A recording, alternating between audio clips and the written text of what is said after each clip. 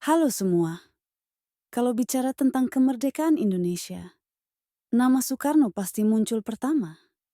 Tapi tunggu, gimana dengan Muhammad Hatta? Si partner in crime yang selalu ada di belakang layar. Bikin Indonesia jadi Indonesia. Udah siap buat kenalan lebih dalam sama wakil presiden pertama Republik Indonesia ini? Yuk, kita mulai. Kalian tahu nggak kalau Hatta itu nggak pernah bercita-cita jadi politisi? Serius, cita-cita awalnya itu jadi pedagang. Bayangin, kalau dia beneran buka toko, mungkin hari ini kita belanja di Hatta Mart, bukan minimarket biasa. Tapi, kenapa dia banting setir jadi pejuang kemerdekaan? Itu karena pengalaman hidupnya yang bikin dia sadar. Kebebasan ekonomi nggak ada artinya tanpa kebebasan politik. Hatta lahir di Bukit Tinggi, Sumatera Barat, tahun 1902. Dari kecil, dia udah terkenal pintar dan suka baca. Bahkan, waktu sekolah di Belanda, perpustakaan pribadinya sampai penuh sesak. Bayangin deh, anak rantau di negeri orang, bukannya main-main, malah sibuk baca buku soal ekonomi dan politik. Pantes aja dia jadi ahli strategi. Tapi, yang bikin menarik, Hatta nggak cuma pintar teori.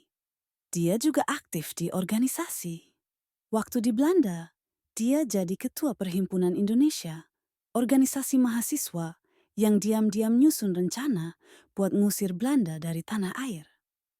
Berani banget ya? Pernah kebayang gak kalau Hatta hampir menyerah di tengah jalan? Tahun 1934, dia ditangkap dan diasingkan ke Digul, Papua. Hatta bilang, "Saya bisa dikurung, tapi pikiran saya tetap bebas." Pas dengar itu, merinding gak sih? Dia bahkan nulis buku di pengasingan, yang akhirnya jadi salah satu referensi perjuangan Indonesia.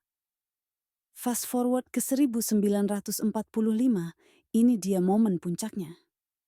Saat Soekarno sempat ragu-ragu karena tekanan Jepang, Hatta yang maju dan bilang, "Ini waktunya kita merdeka."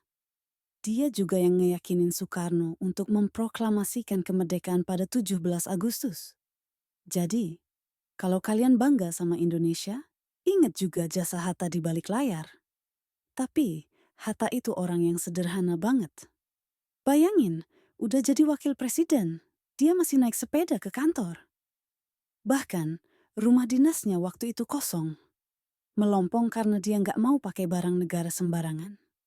Ini nih, panutan sejati soal integritas. Kalian tahu nggak kalau Hatta akhirnya mundur dari jabatan wakil presiden? Alasannya? Dia nggak mau cuma jadi simbol. Hatta pengen pemimpin itu beneran kerja untuk rakyat, bukan buat pencitraan. Berani banget kan? Nah, itu tadi cerita inspiratif dari Muhammad Hatta, wakil presiden pertama Indonesia. Kalau menurut kamu, apa pelajaran terbesar dari kisah hidupnya? Tulis di kolom komentar ya. Dan jangan lupa, like video ini, share ke teman-temanmu, dan subscribe channel ini buat cerita-cerita keren lainnya tentang sejarah dan tokoh Indonesia.